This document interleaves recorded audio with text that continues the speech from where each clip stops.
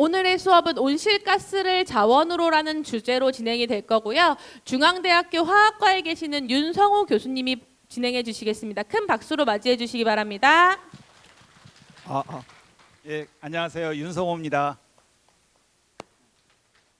감사해요. 도입강연에서 이산화탄소 보셨죠? 드라이아이스. 드라이아이스가 이산화탄소입니다. 이제 그거에 관련된 이야기를 조금 드려볼게요. 주제는 온실가스, 이산화탄소를 자원으로 우리가 쓸 수 있는 자원으로 바꾸는 기술에 대해서 말씀을 한번 드려보도록 하겠습니다.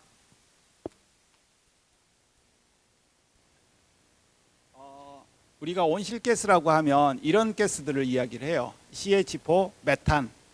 우리 좀 이상한 소리이지만 방구에도 많이 들어있죠. 그렇죠? 그 메탄 가스를 온실가스라고 합니다. 그리고 이산화탄소, 아까 드라이아이스에 관련된 걸 걔가 이산화탄소인데 걔도 온실가스예요.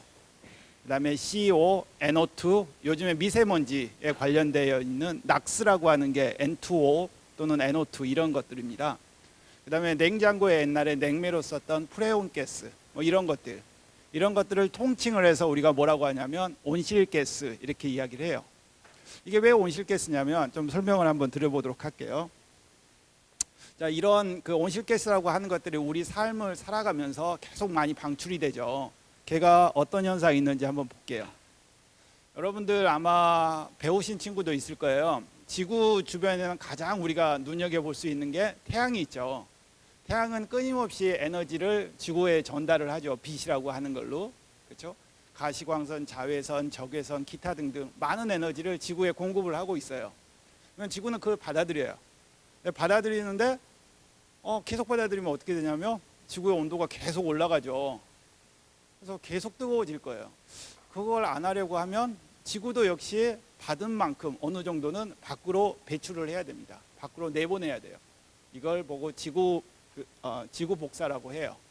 지구 복사는 지구는 태양하고 다르게 적외선으로, 그러니까 빨주노초 파남보에서 빨간색 바깥쪽에 있는 에너지가 조금 더 낮은 그런 에너지로 지구 밖으로 방출을 합니다. 그래서 결론적으로는 지구는 들어온 거하고 나간 게 거의 비슷해서 온도가 변하지 않는 항상성이라고 하는 지구의 온도가 계속 어느 정도 유지가 될 수가 있습니다.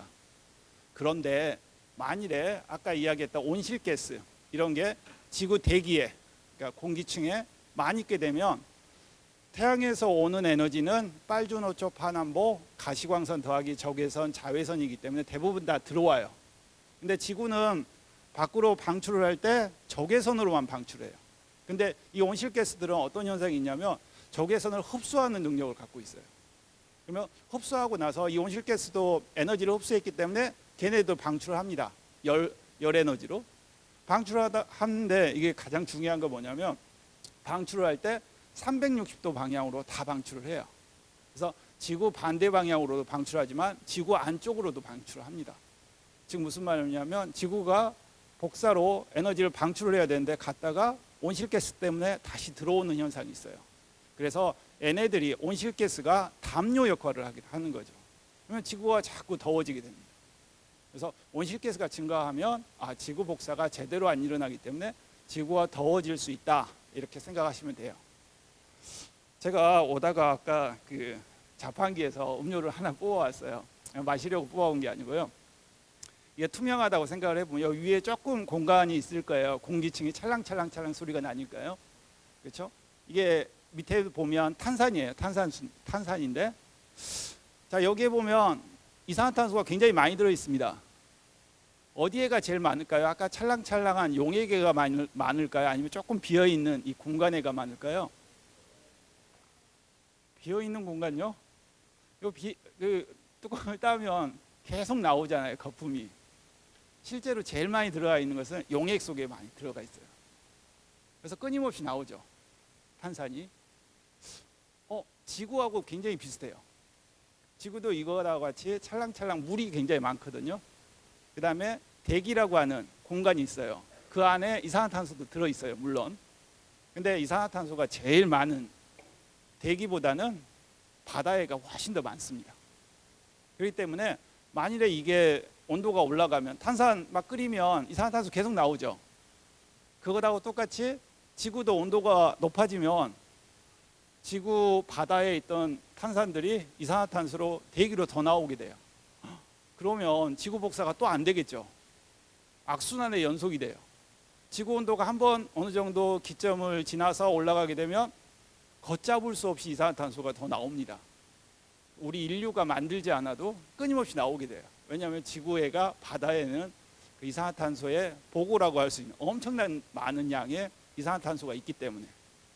그래서 지구는 참 대단한 게 온도를 어느 정도 유지를 하고 있는데 만일에 이 온도의 균형이 깨지면 더 이상 저희가 컨트롤할 수 없는, 제어할 수 없는 그런 시점에 도달할 수도 있어요.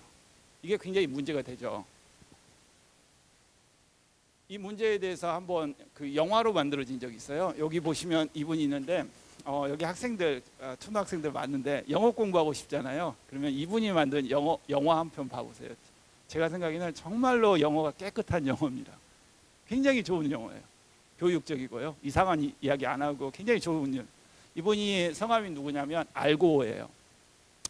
이분이 2005년도에 미국 대통령 선거에 나가세요. 그래서 누구하고 경쟁을 하냐면 아버지 부시 집안은 아버지 부시, 아들 부시 둘 다 미국 대통령을 했어요. 아버지 부시하고 경쟁을 합니다. 근데 미국에서 투표로는 더 많이 받았어요. 그래서 우리나라 시스템 같았으면 대통령이 됐어야 됐을 거예요 아마. 그러면 전쟁도 많이 안 일어나고 그랬을 텐데 이분이 안 되고요. 아버지 부시가 대통령이 됩니다. 그래서 2005년도에 떨어지죠. 대통령 선거에서. 표는 더 많이 받고. 근데 이분이 떨어지고 나서 이제 정계에서 계속 활동하기보다는 다 접고 영화를 만드세요. 영화를 만들어서 영화를 한 편을 이렇게 내놨는데 그게 뭐냐면 제목이 Inconvenient Truth예요. 이게 뭐냐면 불편한 진실. 최근에 2012년도에 불편한 진실 2를 이제 만들어서 개봉을 했어요. 근데 한번 정말로 집에 가서 한번 그 주말에 한번 꼭 봐보십시오. 굉장히 좋은 영화라고 할 수 있어요. 여기서 이 영화에서 주장했던 건 뭐냐면 지구의 역사에서 대기 중에 공기 중에 이산화탄소의 양은 늘 때도 있고 줄 때도 있습니다. 여름에는 늘어요. 더우니까. 겨울에는 줄어요. 근데 남반구 북반구가 있으니까 달라지겠죠. 아무튼. 그런데 지구는 공룡이 살 때부터 쭉 이산화탄소의 양은 거의 비슷하게 유지됐어요. 여름이건 겨울이건 어느 정도 수준에서 이렇게 보여주고 있습니다. 이렇게 끼직 조금 증가했다가 줄어들었다가 뭐 이렇게 그 빙하기가 오면 좀 늘거나 그다음에 빙하기가 아니고 간빙기가 오면 좀 줄거나 뭐 이런 식으로 지구의 대기의 이산화탄소의 양은 끊임없이 변했지만 어느 정도 유지하고 있어요. 근데 여기 한번 보시면 갑자기 축 올라가기 시작을 하죠. 인류가 많은 기술을 개발을 하면서 석유, 석탄, 화석 자원을 쓰기 시작을 하면서부터 대기 중에 이산화탄소 양이 확 증가를 합니다. 이거의 문제성에 대해서 이야기를 하죠. 이거 조절을 해야 된다. 조절하지 않으면 제가 아까 말씀드렸듯이 지구는 한번 온도가 올라가면 더 이상 걷잡을 수 없는 시점까지 갈 거다. 그 다음부터는 인류가 아무리 노력해도 더 이상 제어할 수 없는 시점에 도달한다 라고 해서 이분이 뭐라고 하냐면 대기 중에 400ppm 이선까지는 절대 넘게 하면 안 된다 라고 주장을 많이 하시면서 많은 선진국들이 노력을 해서 이거 지구 기후변화에 대해서 대응해야 된다 이런 이야기를 쭉 하셨습니다. 굉장히 좋은 이야기를 하셨어요. 근데요 최근에 1, 2년 사이에 지구의 대기의 이산화탄소의 양이 400ppm을 넘어갔습니다. 드디어. 그래서 훌쩍 넘어서요. 저희 쪽에서는 요즘에 이런 생각을 해요. 더 이상 이제 할 수가 없겠구나 이런 이야기들을 많이 해요. 제가 오늘 이야기하는 것은 이산화탄소 캡처 앤 시퀘스트레이션이라고 해서 이산화탄소 조절에 관한 거예요. 근데 요즘에 전 세계적인 기술의 트렌드가 미티게이션 테크놀로지라는 걸 씁니다. 미티게이션이 뭐냐면 적응. 이제 좀 힘들어졌으니까 지구에 더 이상 컨트롤하기 힘드니까 우리가 살아가긴 해야 되겠고 적응 기술을 개발을 하자 이런 이야기를 하고 있습니다. 그래서 많은 사람들이 이 진실이, 이런 것들이 이산화탄소가 정말 지구 온도의 기후 변화에 관련이 있느냐 없느냐 막에 관련돼서 과학적인 논란들이 굉장히 많았어요. 근데 사실 최근에는 그런 논란들이 다 없어졌습니다. 이제는 과학계에서는 거의 대부분 다 받아들이고 있습니다. 근데 정치권에서 조금 안 받아들이죠. 근데 여전히 사람들이 많이 이런 생각을 해요. 이게 진실인가? 제가 조금 전에 이야기했던 게 진실인가? 이산화탄소와 우리 기후 변화하고 정말 관계가 있는가? 아니면 지구 역사상에서 어쩔 수 없이 가끔가다 오는 그런 건가에 대해서 사람들이 여전히 논박을 많이 해요. 그 대표적인 거 하나 보여드리면 이게 있습니다. 이게 2015년인가? 일정은 잘 모르겠어요. 오바마 나오니까 아마 2013년 이 정도 쯤이 아닐까 생각을 해요. 이게 어디 나오냐면 여기 나오네요. TV조선 라이브에 나왔습니다. 이게 방송이 됐어요. 북극에 있는 곰이 기후변화 때문에 이렇게 정말로 말라서 다 죽게 됐다. 기후변화 대응에 우리 대응해야 된다. 이렇게 나왔어요. 근데 이틀 있다가 정정 보고를 했어요. 이 곰이 사실은 기후변화 때문에 이런 게 아니고요. 병 걸렸대요. 그래서 이산화탄소하고 상관없어요. 이렇게 된 건. 전혀 관계가 없거든요. 이게 약간의 일면을 보여줘요. 이게 정말 그럴까? 아닐까? 누가 정말로 봤을까? 이런 일면을 보여주고 있습니다. 여전히 조금은 디베이트 되지만 많이 없어졌다고 볼 수가 있어요. 근데 더 중요한 게 하나 있어요. 요즘에. 이게 뭐냐면 우리나라에서는 잘 보고가 안 되는데 전 세계 CNN이라든지 뭐 이런 것들이 계속 방송이 되죠. 그러면 우리나라에서는 뭐 다른 나라가 뭐 한다 그러지만 세상 밖에서는, 우리나라 밖에서는 우리나라가 이상하게 한다는 이야기도 굉장히 많이 있어요. CNN에 2013년 14년쯤에 한국을 대상으로 해서 굉장히 많은 데모 비슷한 게 일어났어요. 이게 뭐냐면 한국이 기후변화에 대해서 대응하지 않는다. 전혀 무책임하게 행동을 전혀 안 한다. 이런 데모들이 굉장히 많이 일어났습니다. 각 나라에서, 세계 여러 나라로 구성되어 있는데 각 나라에서 어느 정도 기후변화 대응에 대해서 대응을 하는지에 대해서 요즘에는 그런 것들을 관측을 하고 보고해 주는 데가 있어요. 돈을 받고 하는 게 아니고요. 자발적으로 하는 데가 있습니다. 이런 데가 보통 ORG라고 하는 웹사이트를 갖고 있죠. 오르가나이제이션. 걔네들은 영리를 추구하지 않아요. 돈을 벌려고 하지 않고 자기들의 생각을 전달하는 데 많이 하는 집단들이 있습니다. 그 중에서 대표적인 게 이게 있어요. Climate Action Tracker.org. 이게 이제 해석을 해보면 기후변화에 대해서 대응하는 활동을 트래킹, 계속 관찰을 해서 알려주는 그런 단체들이 있습니다. 여기서 보면 여기 지도가 나와 있는데요. 각 나라들이 표현되는데 여기 클릭을 하시면 그 나라에서 지금 이산화탄소가 얼마나 배출되고 있고 2030년, 2030년도에 얼마만큼 줄여야지 우리가 어느 정도 삶을 살아갈 수 있는 그게 되는지에 대해서 알려주고 그 나라가 지금 행동을 해서 어느 정도까지 줄일 수 있는가 이런 것들을 보고를 해요. 그래서 2030년에 기대되는 수준에 대해서 투자를 안 하고 대응을 안 하면 데모를 해요. 이 나라 정말로 무책임하다 뭐 이런 것들을 합니다. 이런 것들이 굉장히 많이 활성화되어 있습니다. 요즘에. 자, 우리나라 사정을 한번 봐볼까요? 우리나라가 이산화탄소 배출량 몇이냐 보면 2008년도에 이게 몇이에요? 9위예요. 그다음에 2009년도에 8위입니다. 얼마만큼 배출했느냐? 단위를 보면 100만 톤이에요. 이게 그램, 킬로그램이 아니에요. 100만 톤입니다. 100만 톤이 하나의 단위인데 보면 대충 5억 톤 이상을 방출합니다. 말이 5억 톤이지 엄청나게 큰 단위예요. 여러분 메모리 디바이스 보면 어떤 디바이스, 그러니까 메모리 보면 USB 같은 거 단위가 얼마예요? 기가바이트죠. 기가. 그렇죠? 기가라는 단위는 정말로 큰 단위예요. 여기서도 기가를 볼 수가 있어요. 기가 뒤에 붙는 단위가 뭐냐면 톤이에요. 그래서 기가톤의 단위입니다. 그래서 엄청난 양의 이산화탄소를 배출하고 있습니다. 우리나라가. 그러다가 2012년도에 제 말 들리시나요? 예. 2012년도에 우리나라가 뚝 올라서 7위가 됐어요. 9등, 8등, 7등. 근데 저는 이걸 보고 있으면 사실은 굉장히 뿌듯해요. 정말 뿌듯해요. 왜 뿌듯하냐라고 하면 이산화탄소 배출량하고 정확히 정비례하는 게 있어요. 에너지 생산량이에요. 에너지 생산량하고 정확히 비례하는 게 뭐냐면 제조업의 활성화입니다. 그래서 우리나라 국민들이 자원은 없지만 열심히 정말 노력을 해서 제조업에 엄청나게 많은 일을 하고 있다라는 것을 보여주는 지표이기도 합니다.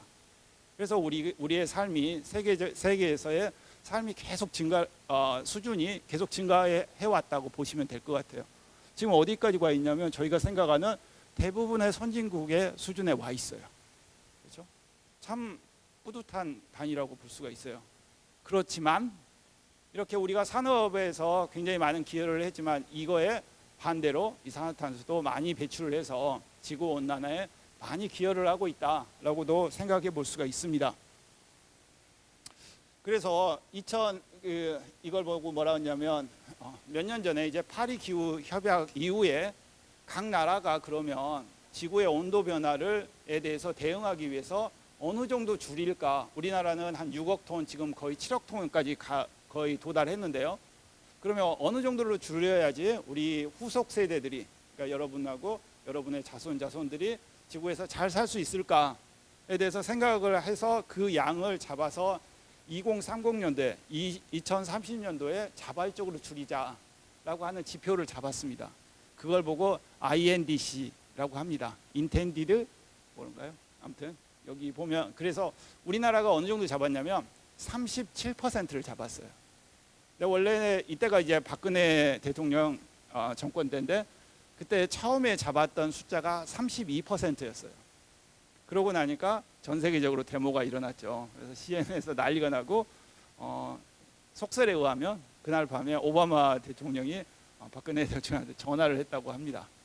그래서 좀 더 해라. 그래서 37%를 올렸대요. 저희는 이걸 듣고 깜짝 놀랐어요. 오 마이 갓, 엄청 큰일 났다. 이거 엄청나게 큰일이에요. 37%에 해당하는 이산화탄소의 저감량이 얼마냐면 0.31 기가톤이에요. 즉 3억 톤이에요. 매년 3억 톤씩 우리가 줄여야 되는 거예요. 1톤당 가격이 꽤 나가요. 120불 넘어갈 수도 있어요. 근데 이게 억톤이기 때문에 엄청나게 많은 재정적인 부담과 노력을 해야 된다는 이야기예요. 심지어 인도도 32% 줄인다고 했습니다. 이건 넘어가고요. 자, 우리가 그러면 어떻게 줄일까? 그 3억 톤에 해당하는 것을 어떻게 줄일까에 대해서 이해를 하려면 이산화탄소에 대해서 조금 잘 알아야 돼요. 자, 우리가 얼마만큼 배출했는지 조금 전에 이야기했어요. 우리나라로. 근데 개인당 얼마 정도 배출할까? 여기 보시면 각 나라에서 보면 여기 제일 위에가 있는 나라가 어디냐면 중국이에요. 그 다음이 미국이죠. 중국 좀 많이 노력해야 되겠다 이런 생각이 들죠. 근데 한번 이걸 보시면 또 생각이 달라집니다. 이건 뭐냐면 개인당 한 명 개인당 얼마만큼 배출했는지를 보여주는 거예요. 그럼 여러분들 1년에 삶을 살아가시면서 얼마만큼 배출할지 한번 생각을 해보실 필요도 있어요. 내가 이 대기로 얼마만큼의 이산화탄소를 배출을 해서 지구온난화에 얼마나 기여를 했는지 생각을 해볼 필요가 있습니다. 우리나라 1인당 10톤 이상을 11톤 정도를 배출해요. 지금은 조금 더 할 거예요. 여러분이 핸드폰 많이 써서 더 많이 증가를 했습니다. 그래서 11톤, 많죠. 여기 뭐 저희 덤프 트럭이라고 하는 트럭 있잖아요. 트럭 1톤짜리 트럭 10개, 11개를 배출했다는 거예요. 그렇죠? 얼마나 배출하는지 대충 생각을 해보시면 여러분이 먹는 음식의 그람 수의 2배 정도를 배출을 하십니다. 대충. 그걸 다 산소로 태워서 이산화탄소를 배출하기 때문에 그 정도를 해요. 그리고 핸드폰 쓰고 불 밝게 하고 온도 막 올리면 좀 더 배출을 하죠. 거기다가 공장에서 기계가 막 돌아가면 더 많이 배출하죠. 그렇죠? 우리나라는 한 11톤 정도 돼요. 대충 이걸 줄이려면 나무 한 10그루 그 이상을 심어야 된다고 합니다. 근데 나무도 큰 나무를 심으면 안 돼요. 큰 나무 심으면 자기가 이산화탄소 먹는 것보다 배출하는 게 더 많습니다. 그래서 어린 나무, 잎이 많은 나무 뭐 이런 것들을 심어야 되는데, 아무튼 다른 나라가 얼마나 배출했는지 한번 보면 재밌어요. 중국 6톤. 그러면 생각이 좀 달라지죠. 중국이 엄청나게 많이 배출했는데 개인당을 보니까 별로 아니네. 우리나라보다 반밖에 안 되네요. 그렇죠? 우리나라가 2배는 더 열심히 노력을 해야 된다. 그래도 그쪽 사람도 다 똑같은 사람이잖아요. 그렇죠? 한 명 개인별 보면 생각이 조금 많이 달라져요. 인도 아까 32%나 감축을 한다고 그랬는데 얼마나 못 살아요? 1.4밖에. 그렇죠? 근데 굉장히 못 사는 사람한테 야, 너 더 줄여라. 그게 합리적인가? 이런 생각도 해봅니다. 우리나라 되게 많이 배출해요. 3위예요. 사실은 이산화탄소하고 똑같이 우리나라 굉장히 탑 랭킹에 있는 게 폐플라스틱이에요. 폐플라스틱은 전 세계 1위입니다. 그 다음이 미국이고요. 이산화탄소는 우리가 3위, 미국이 1위입니다. 되게 소비적인 국가죠. 근데 러시아가 중간에 있어요. 왜 그런지는 잘 모르겠어요. 보드카를 많이 먹어서 그런지 여기 추운데요. 추운데. 그래서 추워서 따뜻하게 해야 되기 때문에 좀 많이 배출하는 것 같습니다. 그런 의미에서 보면 우리나라가 상당히 노력을 해야 되는 나라 중에 하나인 건 명확합니다. 자, 그러면 이산화탄소를 어떻게 우리가 줄일까에 대해서 생각을 해보려면 우리나라 이산화탄소가 어디에서 나오는가에 대해서 조금 알아야 돼요. 우리나라 이산화탄소 저희가 제가 그냥 휴먼 사람이라고 할게요. 입에서 나오는 게 많이 나오는 걸까요? 배출처를 한번 생각을 해보면, 곰곰이 생각을 해보면 생각이 좀 달라져요.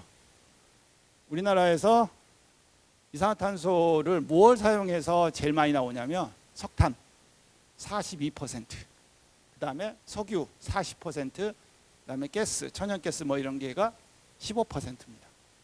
여기서 대부분 나와요. 그러면 이걸 쓰는 산업체 이런 데서 많이 배출을 하죠. 그래서 제일 많이 배출한 데는, 미안해요, 영어로 써졌네요. 발전소 1위입니다. 그래서 발전소가 37%. 그 다음에 어디냐면 제철소. 3등이 시멘트. 그 다음에 우리가 이산화탄소 엄청 많이 배출하네 라고 생각했던 자동차 18%예요. 그래서 사실은 저희 같이 그 이산화탄소에 대해서 연구를 집중적으로 하는 사람은 자동차 배출은 그렇게 신경을 안 써요. 걔 쫓아다니면서 이산화탄소 그 내보내는 거 잡을 수도 없고, 그래서 잘 신경을 안 써요. 진짜 신경 쓴 것은 대량 배출처, 움직이지도 않고. 그래서 딱 타겟하기에 좋은 게 발전소, 제철소, 시멘트 공장을 대상으로 합니다. 만일에 앞으로 이것 꼭 알아두세요. 이산화탄소나 기후변화 때문에 전 세계적으로 모든 나라들이 부담을 지게 되면 전기값 올라갑니다. 제철소의 철강값 올라가요. 그 다음에 시멘트값 올라갑니다. 자, 그러면 우리는 이제 그 큰데 세 군데를 대상으로 해요. 그러면 첫 번째 해야 되는 건 뭐냐면 그 굴뚝에서, 굴뚝도 엄청 커요. 강의실보다 더 큰데 굴뚝이 그렇게 커요. 그러면 자, 여기서 어떻게 이산화탄소가 대기로 밖으로 안 나가게 할까? 제일 좋은 방법은 꺼버리면 되죠. 그렇죠? 근데 꺼버리면 우리도 꺼지죠. 원시 사회로 다시 돌아가야 되죠. 그건 할 수 없죠. 그렇죠? 그러면 돌리되 대기로 이산화탄소를 못 나가게 하는 방법이죠. 그렇죠? 이걸 보고 이산화탄소 캡처라고 합니다. 이산화탄소 포집이라고 해요. 포집 기술이라고 합니다. 이 이산화탄소 포집 기술은 화학에서 메탄올아민이라고 하는 화합물을 사용을 해요. 여기 초등학생들이 너무 많아서요. 이 화학종에 대해서는 이야기하지 않을게요. 얘는 뭐냐면 암모니아하고 비슷해요. 냄새 엄청 나는 암모니아. 암모니아하고 이산화탄소가 잘 붙어요. 암모니아가 있으면, 이산화탄소가 있으면 잽싸게 두 개가 달라붙어요. 그런 암모니아하고 비슷한 애를 위에서 이렇게 뿌려줍니다. 그럼 밑에서 이산화탄소, 질소, 산소 뭐 이런 것들이 굴뚝에서 나오는 게 올라가요. 그러면 이산화탄소만 이 아까 암모니아하고 비슷한 애하고 만나서 아래로 툭 떨어지고요. 질소나 산소는 이쪽으로 밖으로 날아갑니다. 그럼 잡혔죠. 그렇죠? 이산화탄소가 잡혔어요. 근데 이산화탄소 잡으려면 암모니아를 계속 뿌려줘야 돼요. 그러면 암모니아가 얼마나 많은 양이 필요하겠어요. 그렇게는 하지는 않고요. 이렇게 아래로 떨어지면 열을 가해요. 열을 가하면 다시 암모니아하고 이산화탄소로 다시 이렇게 분리가 돼요. 그러면 여기서 열을 가하면 스트리포라고 하는 거에서 이산화탄소가 날아가고요. 암모니아가 이렇게 아래로 떨어집니다. 얘를 다시 돌리죠. 이렇게. 얘를 보고 스윙이라고 합니다. 저희는. 그래서 암모니아 같은 화학종이 계속 돌아다니면서 이산화탄소를 잡아내는 거죠. 그렇죠? 얘를 보고 우리가 흡수제라고 합니다. 업솔버라고 해요. 그래서 이걸 이용을 해서 이산화탄소를 잡아요. 꿈 같은 이야기인데요. 근데 실제로 발전소에서 해요. 그래서 이게 발전소의 모식도예요. 그런 이산화탄소 포집 기능을 갖고 있는 발전소예요. 이런 데서 전기를 만들면 비싸요. 이거 없이 아까 그런 거 없이 그냥 발전시키면 싸요. 우리나라 전기세 엄청 싼 거 아시죠? 캐나다에 비해서는 비싸요. 캐나다는 뭐 수력 발전 뭐 기타 등등 그런 자원이 많기 때문에. 근데 일본이나 그런 나라에 비해서 우리나라 월등하게 쌉니다. 많은 혜택을 보고 계시다고 생각을 하시면 돼요. 근데 이게 아까 여기 노란색과 요게 이산화탄소를 잡는 기능을 갖고 있는 거예요. 발전소는 요 밑에 있는 거예요. 요 보면요. 발전소보다 이산화탄소 잡는 게 더 커요. 속된 말로 배보다 배꼽이 큰 거예요. 이상한 거죠. 이상한 데서는 비싼 것들이 막 나와요. 비싼 전력이 나오게 됩니다. 그래서 비싸요, 전력이. 이렇게 됩니다. 지금 실제로 가동이 돼요. 근데 이렇게 잡고 나서 문제가 엄청나게 많이 생겨요. 1년에 3억 톤 이상을 이산화탄을 잡았어요. 그거 어디다 써요? 어떻게 할까요? 아까 이 도입 강연에서 드라이아이스 만들어가 그거 꽉 누르면 드라이아이스 돼요. 이산화탄소를 꽉 눌러서 베스킨 라빈스에 공급을 해서 우리가 다 잘 쓰면 되죠. 그거 써봤자 몇 톤 안 돼요. 얼마 안 돼. 전 국민들이 다 써봤자. 여러분들 드라이아이스 오늘 봤죠? 봤는데 저거 신기하다. 나도 가져가고 싶다. 그 이야기는 뭐냐면 별로 우리 주변에서 많이 안 쓰인다는 거예요. 그거 가지고는 택도 안 돼요. 정말로 너무 소량입니다. 그러면 이렇게 잡은 이산화탄소를 어떻게 할 것인가가 진짜 문제인 거죠. 제일 좋은 방법이 있어요. 아까 제가 보여드렸죠.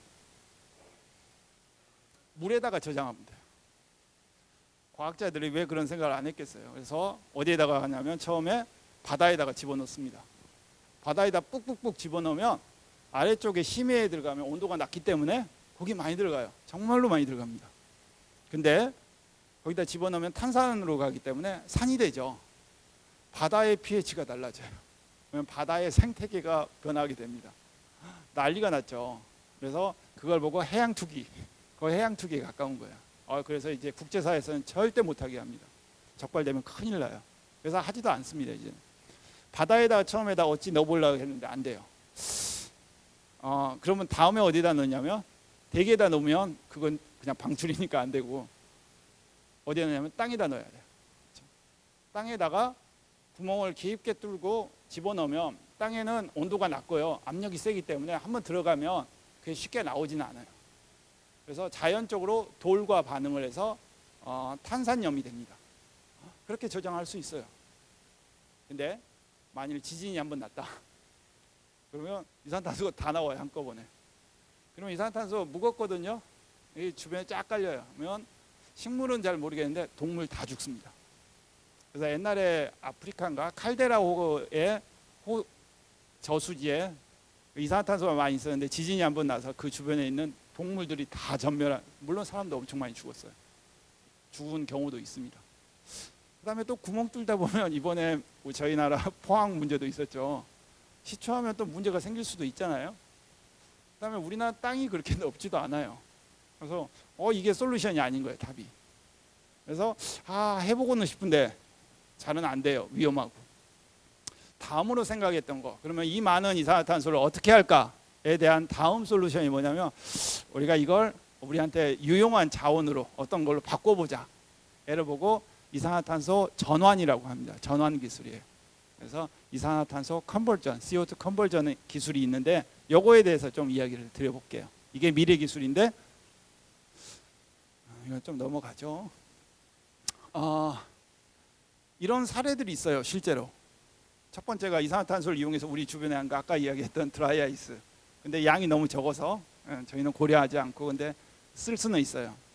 이산화탄소가 또 뭐 하냐면 목재를 쉽게 건조하는 데도 쓰여요.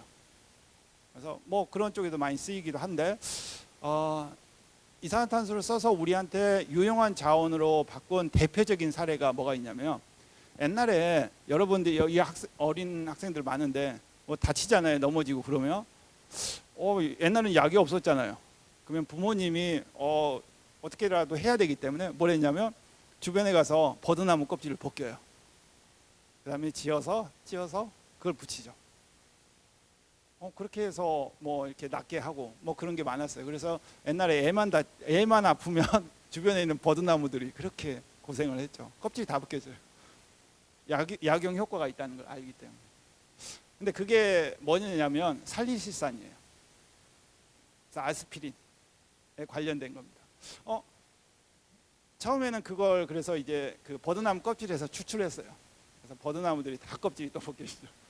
그러다가 어떤 사람이 이걸 만들어야 되겠다. 버드나무 괴롭히지 말고. 그래서 합성을 합니다. 그래서 공장에서 막 만들어내기 시작을 해요. 그게 놀랍게도 언제냐면 1896년인가 이 정도예요. 1900이 아니에요. 1800, 100년이 넘어갔어요. 그때는 화학이나 우리 주변의 기술 잘 없어서 자동차도 거의 없었어요. 그런 때 이미 그걸 시작했습니다. 그 아저씨 이름이 누구냐면 코베라고 하는 아저씨. 그래서 이걸 보고 코베 프로세스라고 합니다. 그 사람이 이산화탄소를 페놀에다가 이산화탄소를 집어넣어서 살리실산을 만들어요. 그래서 아스피린을 만들죠. 지금 우리가 다 그렇게 해서 이용을 하고 있어요. 대표적인 이산화탄소를 이용을 해서 우리한테 유용한 자원으로 만든 대표적인 사례라고 볼 수가 있어요. 1년에 10,000톤 이상 소비를 합니다. 만 톤? 만 톤이 엄청 큰 건데 이산화탄소 양에 비하면 너무 적죠. 그렇죠? 그래서 우리는 기본이 3억 톤 우리나라만 해도 그걸 이야기를 하고 있는데 지금 10,000톤밖에 안 되는 거예요. 다른 방법들이 많이 필요하죠. 그런 것들을 한번 살펴보면 이게 이제 두 번째 사례인데 볼카놀이라고 하는 게 있어요. 볼카놀. 아이슬란드인데 아이슬란드 우리나라가 아니에요. 아이슬란드가 다른 뭐로 유명하냐면 화산의 나라예요. 가면 화산이 저는 안 가봤는데 화산이 그렇게 많대요. 그래서 그 화산이 많기 때문에 화산에서 이산화탄소가 뿍뿍 엄청나게 많이 나와요. 그걸 잡고 그다음에 이 화산이 있기 때문에 뜨거워요. 땅이. 거기에다가 시추를 해서 지열 발전을 합니다. 그러면 전기세가 공짜예요. 그래서 국민들한테 전기가 공짜라고 합니다. 이 나라에서는. 그래서 참 살기 좋다. 좀 북극 쪽 위쪽에 있어서 그 빛을 받는 양이 조금 차이가 있어서 그렇지 그래도 살기 좋은 나라로 뽑힙니다. 그래서 이 싼 전력과 아까 화산에서 나온 이산화탄소를 두 개를 합해서 뭘 만드냐면 메탄올을 만들어요.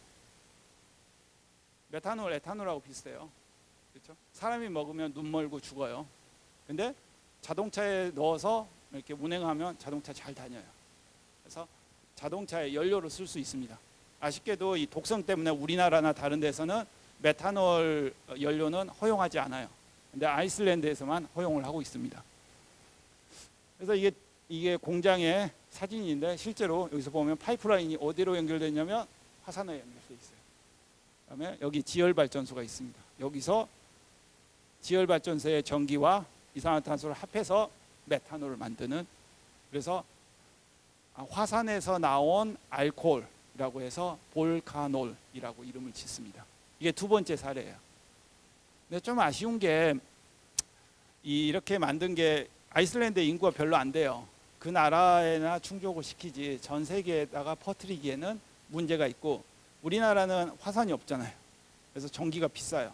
우리나라 전기로 하면 다른 방법으로 구할 수 있는 메탄올보다 훨씬 더 비쌉니다. 이게. 그러면 안 팔리겠죠.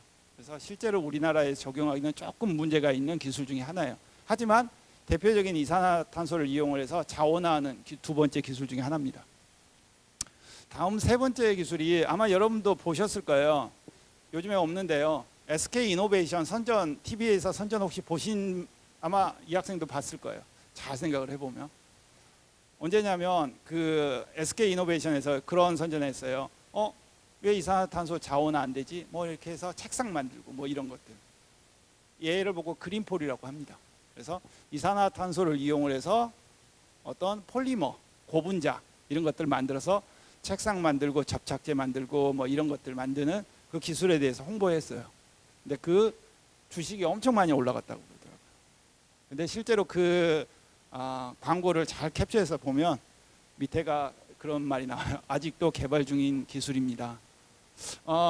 실제로 만들어요. 만들긴 하는데 범용적으로 쓰이기에는 아직 기술이 조금 부족한 면이 있습니다. 하지만 이게 좋은 사례 중에 하나예요. 이산화탄소를 이용해서 우리 주변에서 쓸 수 있는 자원으로 바꾸는 거.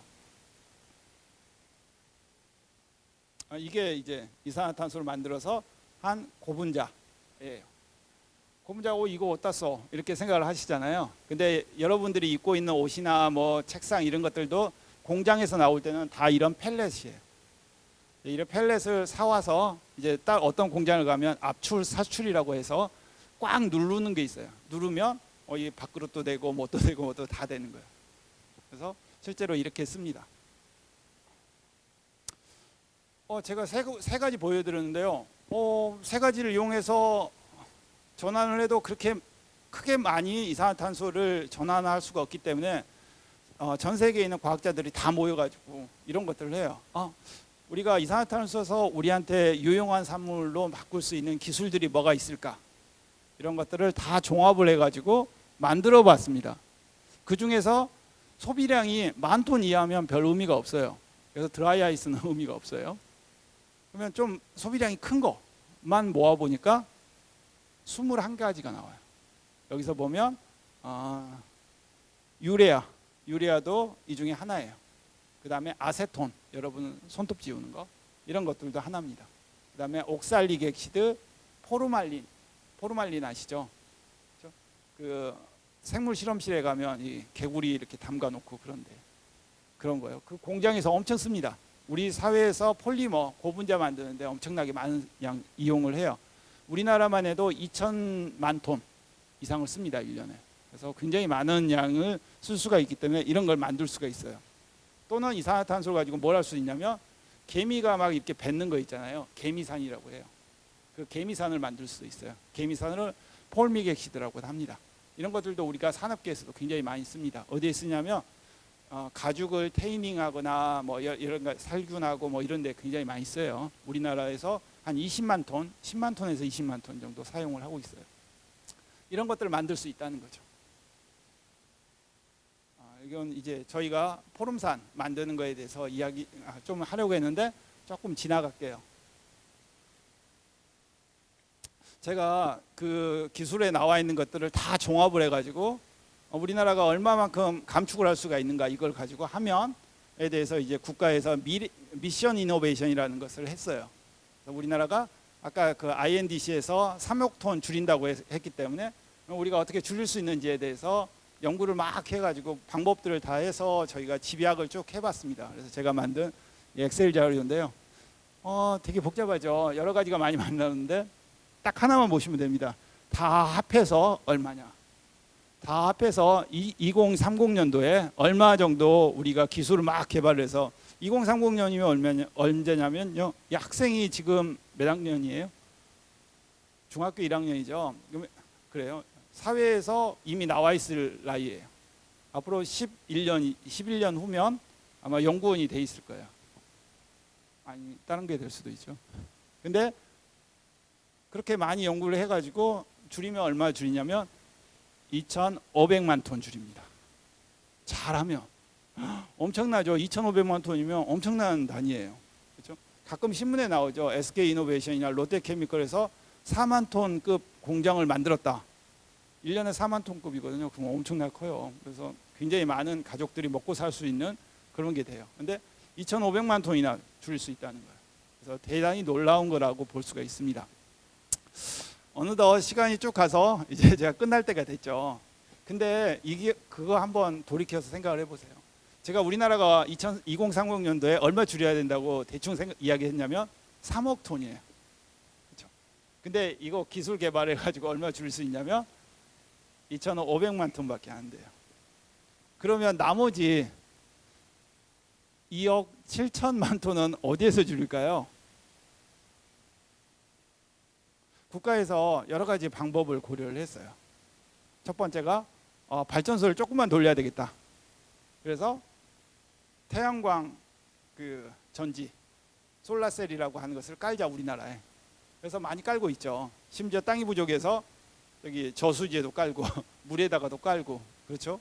그다음에 바람 좀 세게 부는 데는 바람개비 나서 전력 만들어야 되겠다. 막 이렇게 하고 있어요. 그러다가 이것만 갖고도 또 사실 부족해요. 어떻게 해야 되냐면 자동차가 막 돌아다니는데 너무 많이 배출하는 것 같아요. 그래서 연비가 높은 애는 세금도 많이 먹이고 그런 애는 못 달리게 하는 거죠. 그래서 자동차에서도 이렇게 많이 줄이려고 하고, 그다음에 공장도 삐걱삐걱하는 기계가 돌아가면 전기를 많이 먹어요. 그러면 그거 다 바꾸자, 효율화하자, 제조업을 효율화하자 해서 막 했어요. 근데 아쉽게도 우리나라는 제조업 효율화가 전 세계 1위입니다. 그래서 더 효율화할 게 거의 없어요. 그래서 실제로 줄이기가 어렵죠. 가장 크게 줄일 수 있는 데가 어디인 줄 아세요? 오늘 이제 이 강연을 끝내면서 꼭 하고 싶은 이야기. 어딘 것 같아요? 가정? 네. 우리 삶 주변에 있어요. 이게 이산화탄소와 같은 그 지구 문제, 환경 문제에 가장 먼저 해결해야 된 것은 국민의 홍보 계몽입니다. 그래서 우리가 에너지를 좀 적게 줄이면서 살아가는 그런 방법들을 고려를 해야 돼요. 그렇죠? 뭐 어떤 부모님들은 그러신다 그러더라고요. 불은 꺼놓고 열심히 공부해라.